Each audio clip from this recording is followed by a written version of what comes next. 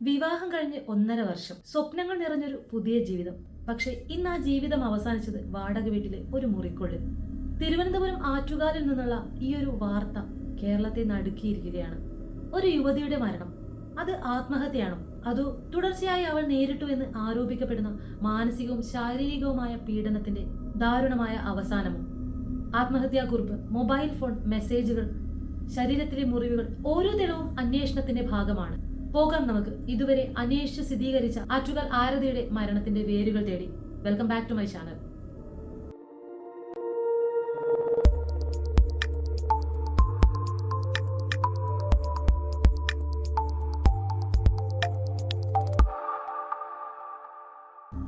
ഒന്നര വർഷം മുമ്പ് ആരതി അതുൽ ശ്രീധരൻ എന്ന യുവാവിനെ വളരെ പ്രതീക്ഷയോടെ വിവാഹം കഴിച്ചു. വളരെ പെട്ടെന്ന്, അതായത് 1 മാസം കൊണ്ട് പെണ്ണ് കാണലും ഉറപ്പിക്കലും കഴിഞ്ഞ് വേഗം തന്നെ വിവാഹത്തിലേക്കും എത്തി. ഒരു പെണ്ണിനും ചെക്കനും മനസ്സിലാക്കാനും പരസ്പരം അറിയാനും ഈ ഒരു ഒറ്റ മാസം തന്നെ ധാരാളമെന്ന് അവരുടെ വീട്ടുകാർ വിധി എഴുതി. മൂത്ത മകൾക്ക് നൽകിയത് 50 പവൻ സ്വർണ്ണമാണ്. അതുകൊണ്ട് തന്നെ രണ്ടാമത്തെ മകളുടെ വിവാഹത്തിനും 50 പവൻ തന്നെ നൽകാമെന്ന് ആ പാവം അച്ഛൻ തീരുമാനിച്ചു. 64 വയസ്സായിട്ടും ജോലിയിൽ നിന്നും വിരമിക്കാതെ വീണ്ടും വിസ റിന്യൂ ചെയ്ത് ജോലി ചെയ്തുകൊണ്ടിരിക്കുന്ന ഒരു പാവം അച്ഛൻ കുടുംബത്തെ ഒരു കരയ്ക്ക് എത്തിക്കണം, കുടുംബത്തിലെ ഓരോരുത്തരും വളരെ സുഖത്തോടെ ജീവിക്കട്ടെ എന്നൊക്കെ ആഗ്രഹിക്കുന്ന ഏതൊരു അച്ഛന്മാരും ഇങ്ങനെയൊക്കെ തന്നെ ആയിരിക്കും ചിന്തിക്കുക. അങ്ങനെ രണ്ടാമത്തെ മകൾക്ക് 50 പവൻ സ്ത്രീധനം നൽകാമെന്ന് പറഞ്ഞുകൊണ്ട് ആ വിവാഹ കച്ചവടം അവരങ്ങ് ഉറപ്പിച്ചു. ഒടുക്കം ആ വീട്ടിൽ കല്യാണ തിരക്കുകൾ തുടങ്ങി. ബാങ്ക് മാനേജറാണ് കല്യാണ ചെക്കൻ. അതുകൊണ്ട് തന്നെ ആർഭാടത്തിന് യാതൊരു കുറവും ആ വീട്ടുകാർ വരുത്തിയില്ല.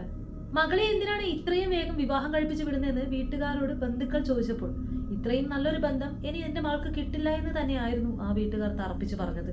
പല ബന്ധുക്കൾക്കും ഈ ഒരു വിവാഹത്തിൽ അത്ര തൃപ്തിയല്ല എന്ന് നേരിട്ട് പറഞ്ഞിട്ടുണ്ട്. എന്നിട്ടും തന്റെ മകളുടെ ഭാവിയെ കുറിച്ച് ഓർത്തുകൊണ്ട് ഈ ഒരു ബന്ധം മുന്നോട്ട് കൊണ്ടുപോകാൻ തന്നെയായിരുന്നു ആ വീട്ടുകാർ തീരുമാനിച്ചത്. 25 വയസ്സ് കഴിഞ്ഞ ആരതിക്കും ഈ വിവാഹത്തിൽ വലിയ എതിർപ്പൊന്നും ഉണ്ടായിരുന്നില്ല.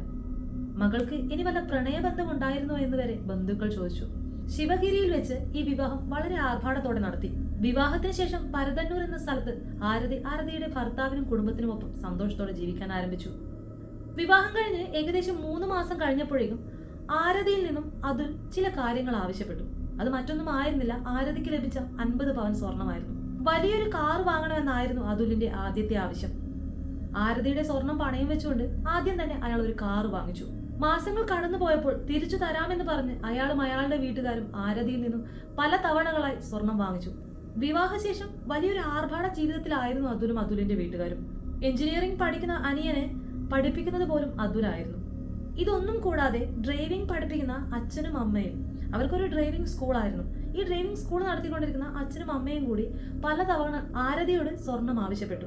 പിന്നെ ആ വീട്ടിലെ എന്ത് കാര്യം വന്നാലും, ആർക്ക് എന്താവശ്യം വന്നാലും ആദ്യം അവരുടെ കണ്ണു പോകുന്നത് ആരതിയുടെ സ്വർണത്തിലേക്കായിരുന്നു. തന്റെ നാളേക്കുള്ള നല്ലൊരു ജീവിതം സ്വപ്നം കാണുന്ന ആരതി അവർ ഓരോ ആവശ്യം പറഞ്ഞ് അടുത്ത് ചെല്ലുമ്പോഴും സ്വർണം കൊടുത്തു. അവൾ അറിഞ്ഞിരുന്നില്ല ഇനി ഭാവിയിൽ അവൾ നേരിടാൻ പോകുന്ന പ്രശ്നങ്ങളെ കുറിച്ച്. ദിവസങ്ങൾ കഴിഞ്ഞുപോയി. സ്വപ്നങ്ങളുടെ ജീവിതത്തിന്റെ നിറം അല്പാൽപമായി മങ്ങി തുടങ്ങി. പല കാര്യങ്ങളും അവൾ മനസ്സിൽ ഒളിപ്പിക്കാൻ നിർബന്ധിതയായി. അതുലിന്റെ കുറ്റപ്പെടുത്തലും ശകാരങ്ങളും കൂടി വന്നു. ഇടയ്ക്കിടയ്ക്കുള്ള അതുലിന്റെ ഇത്തരം പ്രവൃത്തികൾ ആരതിയെ വല്ലാതെ തളർത്തിയിരുന്നു. ഒരിക്കൽ സ്വന്തം വീട്ടിലേക്ക് പോയ ആരതിയെ അവളുടെ അമ്മയും ബന്ധുക്കളും ശ്രദ്ധിക്കുന്നുണ്ടായിരുന്നു. കാരണം പതിവിലും വിപരീതമായിരുന്നു ആരതിയുടെ സ്വഭാവം. അധികം ചിരികളില്ല, തമാശകളില്ല. അവൾ വീടിന്റെ ഒരു മൂലയിലിരുന്ന് വെറുതെ ചിന്തിച്ചുകൊണ്ടിരുന്നു. വളരെ അത്യാവശ്യമെങ്കിൽ മാത്രമായിരുന്നു ആരതി പിന്നെ സംസാരിച്ചത്. എന്ത് പറ്റിയെന്ന അമ്മയുടെ ചോദ്യത്തിൽ അവൾ പൊട്ടിക്കരഞ്ഞു. വീട്ടിൽ നിന്നും കിട്ടിയ 50 പവനോളം സ്വർണം അവളുടെ ഭർത്താവിന്റെ വീട്ടുകാരും വാങ്ങിച്ചെന്ന് പൊട്ടിക്കരഞ്ഞുകൊണ്ട് അവൾ പറഞ്ഞു. അതിനുശേഷം അവർക്ക് ഇനിയും പണം വേണമെന്നായിരുന്നു അവരുടെ ആവശ്യം. ആരതിയെ കെട്ടിപ്പിടിച്ചുകൊണ്ട് അമ്മ പറഞ്ഞു, അച്ഛൻ ലോൺ എടുത്തുകൊണ്ടാണ് നിന്റെ കല്യാണം നടത്തിയത്. അതിന്റെ ലോൺ ഇപ്പൊ അടച്ചു തീർത്തുകൊണ്ടിരിക്കുകയാണ്. അല്ല, ബാങ്ക് മാനേജറായ മരുമകന് എന്തിനാ ഇത്രയും സ്വർണം? അവന് നല്ല രീതിയിലുള്ള ശമ്പളങ്ങളൊക്കെ ഉണ്ടാവില്ലേ? അമ്മ ഇങ്ങനെ ചോദിച്ചപ്പോൾ ആരതി പറഞ്ഞ കാര്യം കേട്ട് ആരതിയുടെ അമ്മയും എന്തിന് ബന്ധുക്കളടക്കം ഞെട്ടിത്തരിച്ചുപോയി. ശരിക്കും പറഞ്ഞാൽ അതുലും അതുലിന്റെ വീട്ടുകാരും ആരതിയെയും ആ കുടുംബത്തെയും മൊത്തത്തിൽ വഞ്ചിക്കുകയായിരുന്നു. കാരണം അതുലൊരു ബാങ്ക് മാനേജർ ആയിരുന്നില്ല. പകരം ഈ ലോണുകൾ എടുത്ത് വണ്ടിയൊക്കെ വാങ്ങിച്ചു കഴിഞ്ഞാൽ ലോൺ അടക്കാൻ പറ്റാത്തവരുടെ നിന്ന് ആ വണ്ടി തിരിച്ചു വാങ്ങിക്കുക, അല്ലെങ്കിൽ അവരെ ഭീഷണിപ്പെടുത്തിക്കൊണ്ട് ആ പണം തിരിച്ചു വാങ്ങിക്കുക, ഇങ്ങനെയുള്ള ഒരു ജോലി ആയിരുന്നു അതുലിൻ്റെത്. ചുരുക്കി പറഞ്ഞാൽ പക്ക ഒരു ഗുണ്ട. ഇതറിഞ്ഞ പാടെ ആരതിയുടെ അമ്മ ആരതിയെ നോക്കിക്കൊണ്ട് ദയനീയമായി പറഞ്ഞു, ഈ വിവരം നമ്മളുടെ നാട്ടുകാരൊക്കെ അറിഞ്ഞാൽ അവർ ചിരിക്കാൻ തുടങ്ങും. നമ്മുടെ കുടുംബത്തിന്റെ അഭിമാനം, മാനം എല്ലാം പോവും. അതുമല്ല, നിന്റെ കല്യാണം കഴിഞ്ഞ് കുറച്ചല്ലേ ആയുള്ളൂ, എല്ലാം ഒന്ന് അഡ്ജസ്റ്റ് ചെയ്യണം, ജീവിതം ഇങ്ങനെയാണ്. അഡ്ജസ്റ്റ് എന്നൊരു വാക്ക്, എല്ലാത്തിനോടും പൊരുത്തപ്പെടണം എന്നുള്ളൊരു വാക്ക്, ഇതൊരു പെണ്ണിന്റെ ജീവിതത്തിന്റെ വിലയാണ്. ഈ ഒരു വാക്ക് ദയവ് ചെയ്ത് ഇന്നത്തെ പെൺകുട്ടികൾക്കിടയിൽ നിങ്ങൾ ഉപയോഗിക്കരുത്. മകളുടെ ഭാവിയും കുടുംബക്കാർക്കിടയിലുള്ള അഭിമാനവും എല്ലാം ചിന്തിച്ചപ്പോൾ ആ അമ്മയ്ക്ക് മകളോട് അങ്ങനെ മാത്രമേ പറയാൻ സാധിച്ചുള്ളൂ. ചിലപ്പോൾ ആരതിയുടെ അമ്മ അഡ്ജസ്റ്റ് എന്ന വാക്കിന്റെ മറ്റൊരു വേർഷൻ ആയിരിക്കാം. എല്ലാം അഡ്ജസ്റ്റ് ചെയ്യാം, എല്ലാം ശരിയാവും എന്നൊരു ഉറപ്പ് ആ മനസ്സിന് കിട്ടിക്കാണും. അതായിരിക്കാം അവൾ വീണ്ടും അതുലിന്റെ വീട്ടിലേക്ക് തിരിച്ചു പോയത്. മകൾ പോയ സന്തോഷത്തിലായിരുന്നു അമ്മയും. അതുലിന്റെ കുടുംബം തന്നെ വല്ലാത്ത രീതിയിൽ ടോർച്ചർ ചെയ്യുന്നുണ്ടെന്ന് ആരതി പലരോടും പറഞ്ഞിട്ടുണ്ടായിരുന്നു. ഒടുക്കം അതുലിനോടും പറഞ്ഞു, എനിക്ക് ഈ കുടുംബത്തിൽ താമസിക്കാനാവില്ല, നമുക്ക് വേറെ എവിടേക്കെങ്കിലും വാടക വീടെടുത്ത് താമസിക്കാം. അങ്ങനെ ആരതി ഏറെ ദിവസത്തെ നിർബന്ധത്തിന് ശേഷമാണ് അതുലും ആരതിയും തിരുവനന്തപുരത്തെ ആറ്റുകാലിലെ ചെറമുക്ക് എന്ന സ്ഥലത്തേക്ക് ഒരു വാടക വീടെടുത്ത് താമസം മാറ്റിയത്. ഇനി തന്റെ ജീവിതം ഒന്നിൽ നിന്നും തുടങ്ങണമെന്ന് ആരതിയും കരുതി. ഇനി അങ്ങോട്ട് വാടക വീട്ടിലെ ജീവിതം ആരതിക്ക് ലഭിച്ചത് നരക ജീവിതമായിരുന്നു. ദിവസങ്ങൾ കഴിയുന്തോറും അതുലിന്റെ സ്വഭാവം മാറി മാറി വന്നു. പല സ്ത്രീകളുമായി അതുലിന് വഴിവിട്ട ബന്ധമുണ്ടെന്ന് ആരതി കണ്ടുപിടിച്ചു. ഇത് കണ്ടുപിടിച്ച് ചോദ്യം ചെയ്ത ആരതിയെ അതുൽ വല്ലാത്ത രീതിയിൽ ഉപദ്രവിക്കാൻ ആരംഭിച്ചു. മുഖത്തടിച്ചു, വയറ്റത്തടിച്ചു. കുറച്ച് ദിവസങ്ങൾ കഴിഞ്ഞപ്പോഴാണ് ആരതി മറ്റൊരു സത്യം അറിയുന്നത്. അതുലിന് വിവാഹത്തിന് മുമ്പ് മറ്റൊരു സ്ത്രീയുമായി ബന്ധമുണ്ടായിരുന്നു. വിവാഹം വരെ എത്തിയ ആ ബന്ധത്തിൽ പിന്നെ സംഭവിച്ചത് എന്താണെന്ന് അറിഞ്ഞപ്പോൾ ആരതിയുടെ കണ്ണു നിറഞ്ഞുപോയി. അതുലിനെ പ്രണയിച്ച് വിവാഹം വരെ എത്തിയ ആ പെൺകുട്ടിക്ക് സംഭവിച്ചത് മറ്റൊന്നായിരുന്നു. അതുലിന്റെ നിരന്തരമായിട്ടുള്ള ടോർച്ചർ സഹിക്കാനാവാതെ ആ പെൺകുട്ടി വിവാഹത്തിന് ഏതാനും ദിവസങ്ങൾക്ക് മുമ്പ് ആത്മഹത്യ ചെയ്യുകയായിരുന്നു ഉണ്ടായത്. ഒടുക്കം ഈ വാർത്ത നാട്ടിൽ മൊത്തം പാട്ടായി. പക്ഷേ ഇത് കൂടുതൽ പേര് അറിയും മുമ്പേ അതുലിനെ മറ്റൊരു വിവാഹം കഴിപ്പിക്കണമെന്നായിരുന്നു അതുലിന്റെ കുടുംബം. ഒടുക്കം അവർ കണ്ടെത്തിയതോ ആരതിയെ. അങ്ങനെ ആരതിയുടെ വീട്ടിലേക്ക് പോയി കല്യാണം ഉറപ്പിച്ച് എത്രയും പെട്ടെന്ന് വിവാഹം നടത്തണമെന്ന് അതുലിന്റെ വീട്ടുകാർ ശാഠ്യം പിടിച്ചു. അങ്ങനെയാണ് ഒന്ന് പരിചയപ്പെടുന്നതിന് മുമ്പ് ഏകദേശം ഒരു മാസത്തിനുള്ളിൽ ഈ വിവാഹം നടന്നത്. ഇതിനെ ചൊല്ലി ആരതിയും അതുലും തമ്മിലുള്ള വഴക്കുകൾ നിരന്തരമായി. ഒടുക്കം അതുൽ ആരതിയുടെ ശരീരത്തിന് മുകളിൽ കയറി ഇരുന്നു കൊണ്ട് ശരീരത്തിൽ ആരും കാണാത്ത ഭാഗങ്ങളിൽ വളരെ ശക്തമായി അടിച്ചു, മുറിവേൽപ്പിച്ചു. എന്നാൽ പുറത്തുനിന്ന് നോക്കുന്നവർക്ക് ഒരു അടിയുടെ പാടുകളോ ഒന്നും കാണില്ലായിരുന്നു. അടിയുടെ വേദന സഹിക്കാനാവാതെ ആരതി പ്രാണവേദന കൊണ്ട് കരയുമ്പോൾ അതുൽ അവളുടെ വാ പൊത്തിക്കൊണ്ട് വീണ്ടും വീണ്ടും അടിച്ചു. ഇതൊക്കെ ഒന്നും രണ്ടും ദിവസങ്ങൾ കൊണ്ട് മാത്രം അനുഭവിക്കുന്നതായിരുന്നില്ല.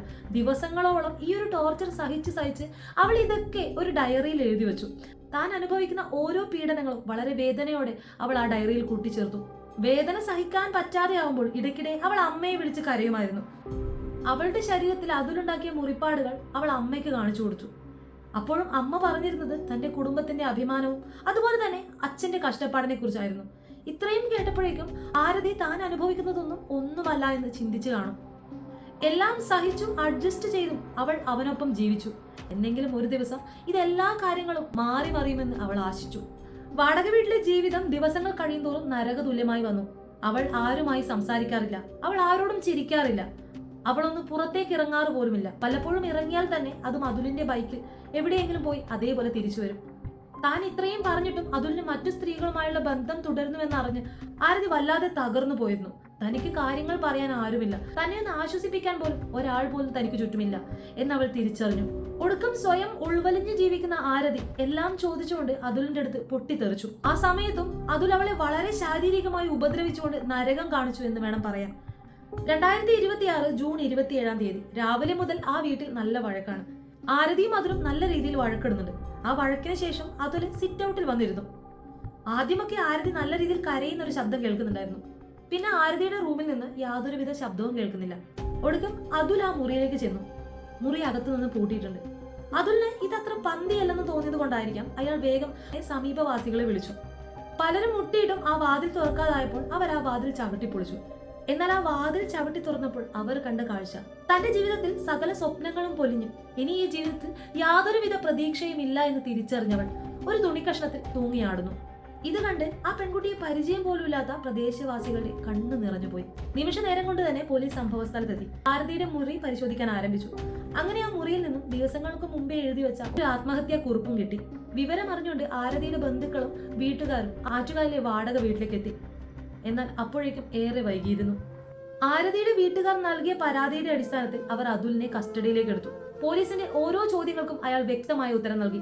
താൻ അവളെ ഉപദ്രവിച്ചു എന്നും നമ്മൾ എന്നും വഴക്കാണെന്ന് അയാൾ പോലീസിന്റെ മുന്നിൽ സമ്മതിച്ചു. ഒടുക്കം പോസ്റ്റ്മോർട്ടത്തിനായി ആരതിയുടെ ഡെഡ് ബോഡി കൊണ്ടുപോയി. അങ്ങനെ പോസ്റ്റ്മോർട്ടത്തിന് ശേഷം ആ ഡെഡ് ബോഡിയിൽ 13 മുറിവുകളായിരുന്നു ഉണ്ടായിരുന്നത്. അതുകൂടാതെ 5 പഴയ മുറിവുകളും കണ്ടെത്തി. വീണ്ടും ആരതിയുടെ മുറി പരിശോധിച്ച പോലീസിന് ആരതിയുടെ ഡയറി കിട്ടി. ആ ഡയറി വായിച്ചപ്പോൾ തന്നെ പോലീസുകാർ ആരതിയുടെ വീട്ടുകാരെ വളരെ ദയനീയമായി ഒന്ന് നോക്കുകയാണ് ഉണ്ടായത്. തന്റെ കുടുംബത്തിന്റെ അന്തസ്സും അഭിമാനവും ഒരു വശത്ത്, വിവാഹം കഴിച്ച് മാനസികവും ശാരീരികവുമായി പീഡനം നൽകുന്ന ഭർത്താവ് മറ്റൊരു വശത്ത്. ഇതിനിടയിൽ തന്നെ സ്നേഹിക്കാൻ അല്ലെങ്കിൽ തന്നെ ഒന്ന് ചേർത്ത് പിടിക്കാൻ ആരുമില്ല എന്നുള്ള സങ്കടമായിരുന്നു ആരതിക്ക്. എല്ലാം വരുന്നിടത്ത് വെച്ച് വരട്ടെ, നീ വീട്ടിലേക്ക് വാ എന്നൊരൊറ്റ വാക്ക് മതിയായിരുന്നു ആ പെൺകുട്ടിക്ക് ഇന്നും ജീവനോടെ ഇരിക്കാൻ. നമുക്കിടയിൽ ഇനിയുമുണ്ട് ഇതുപോലുള്ള ആരതിമാർ. ഓരോ പീഡന മരണങ്ങളും പിന്നെയും പിന്നെയും തുടർച്ചയായി വരുമ്പോൾ എന്തുകൊണ്ട് ഈ സമൂഹ മാധ്യമങ്ങൾ കണ്ണടക്കുന്നു? അല്ലെങ്കിൽ എന്തുകൊണ്ടായിരിക്കാം ഈ വീട്ടുകാർ കണ്ണടയ്ക്കുന്നത്? മരണശേഷം സ്റ്റാറ്റസ് ഇടുന്നതിലല്ല കാര്യം. മനസ്സിൽ 1000 കനലുമായി നടക്കുന്നവർക്ക് ഒന്ന് തുറന്നു പറയാൻ ഒരാൾ ഉണ്ടായിരുന്നെങ്കിൽ ഒരുപക്ഷെ ഈ ഒരു മരണം ഒഴിവാക്കാമായിരുന്നു. ചേർത്ത് നിർത്തേണ്ടടുത്ത് ചേർത്ത് തന്നെ നിർത്തണം. ഒരുപക്ഷെ ഇവിടെ നഷ്ടപ്പെട്ടു പോകുന്നത് അച്ഛന്റെയും അമ്മയുടെയും അഭിമാനമായിരുന്നില്ല, ആ മകളെ ആയിരുന്നു. ദയവ് ചെയ്ത് മറ്റുള്ളവർ എന്ത് വിചാരിക്കുമെന്ന ചിന്തയിലൂടെ നമ്മൾ ജീവിക്കാതിരിക്കുക. ആത്മഹത്യാ പ്രേരണാ കുറ്റം, ഗാർഹിക പീഡനം, ഈ കേസുകൾ ചുമത്തി അതുലിനെ അറസ്റ്റ് ചെയ്തു. കൂടിപ്പോയാൽ ഒരു 7 വർഷം. അത് കഴിഞ്ഞാൽ അയാൾ പുഷ്പം പോലെ തിരിച്ചു വരും. ഇതാണല്ലോ നമ്മുടെ കേരളത്തിന്റെ സംവിധാനം. കെട്ടിയ പെണ്ണിനെ കെട്ടിയിട്ട് അടിക്കുന്നവൻ ഭയക്കണമെങ്കിൽ ഈ നിയമം മാറണം. അവൾ അനുഭവിച്ച വേദന എന്തോ അത് 100 ഇരട്ടി അവൻ അനുഭവിക്കണം. എങ്കിൽ മാത്രമേ നമ്മളുടെ നാട്ടിൽ നടന്നു വരുന്ന ഈ ഒരു സിസ്റ്റം തന്നെ മാറുകയുള്ളൂ. ഓരോ സ്ത്രീധന ഗാർഹിക പീഡന മരണവും കഴിഞ്ഞതിന് ശേഷം സ്റ്റാറ്റസ് ഇടുന്ന ആൾക്കാർ തന്നെയാണ് വീട്ടിൽ പോയി തന്റെ ഭാര്യയും കുട്ടികളെയും അടിച്ചു കൊല്ലുന്നത്. അതുകൊണ്ട് ഇതിനെതിരെ പോസ്റ്റർ ഇടുന്നതിനും ഭേദമല്ലേ നമുക്ക് ചെയ്തു കാണിക്കുന്നത്. കുറ്റാന്വേഷണത്തിന്റെ വേരുകൾ തേടിയുള്ള യാത്രയിൽ നിങ്ങൾക്കും എനിക്കൊപ്പം കൂടാം. Thanks for watching my video.